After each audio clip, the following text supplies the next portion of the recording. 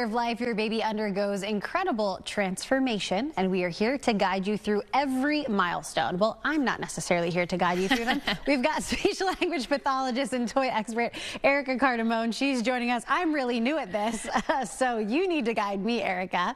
And Erika, of course, you believe in the power of play with your little one, and they're not just playing, they're learning. Absolutely. Well, first of all, congratulations. Thank you. It's going to be a wild and wonderful first year for sure. I've only got a few weeks left, so it's coming at me fast. Absolutely. So my #1 tip for new parents is just to talk to your baby. And that sounds pretty simple, but when you have this creature that doesn't necessarily talk back, right, you're like, what do I say? Okay. So that's when I turn to toys to really help guide that conversation, build their language development, which in turn helps their social and literacy skills too. Because as a newborn, they're not actually playing with something, but you can kind of interact, engage with them. Okay. Yes. So let's start at the beginning. What do you got Let's here, do it. So we're going to talk sensory play first. Okay. Babies love to learn with their hands and also with their mouths. So I always love these great teethers. And this one from Hape is a Hedgehog teether. 360 degrees of little soft edges, embossed patterns, great for texture. That ring design is easy for grasping. And maybe as those teeth are coming in, a little bit of soothing too.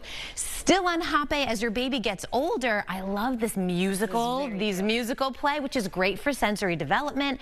And we've got like a penguin wobbler here, which just kind of wobbles and can spin around and jingle. The drum is one drum, multiple ways to play. Depending on where you pat it, it makes a different sound. You can roll it.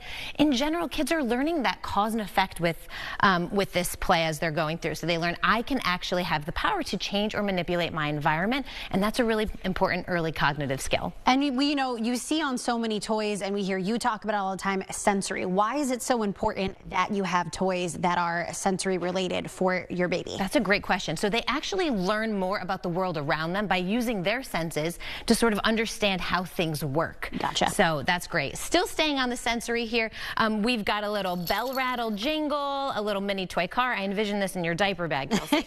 And a little two-way flower whistle here, which is fun for breath control as babies kind of learning to regulate that airflow. That airflow turns into sounds, which turns into babbles, which eventually turns into words.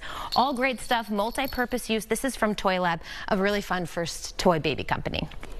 And then you said this is motor skills, right? So we're moving on to motor. So we all know how important that tummy time is. So this is maybe toys they would use a little later on? Absolutely. Well, tummy time you can even do like that first day of life right on your chest there. It's so important. They're working those muscles in their neck and their shoulder, building that core strength, which again, it all kind of like rolls into the milestones that we're meeting, like rolling, sitting, crawling, all of that. So, but yes, tummy time as a mom of 4, I find that tummy time is more successful when it's also playtime. Oh my gosh, I did not realize you were a mom of 4, Erika. You were a busy lady. Yeah, it is busy. It is busy in our house and also loud. But so we've got the tummy time piano here, and this is great because parents can interact with babies, talk about, and this is by VTech here, talk about the different animals, different colors, and has some engaging sounds in there. I didn't turn it on, but yeah. And then that's really fun. I love this little mirror here. So it's really, really great for baby.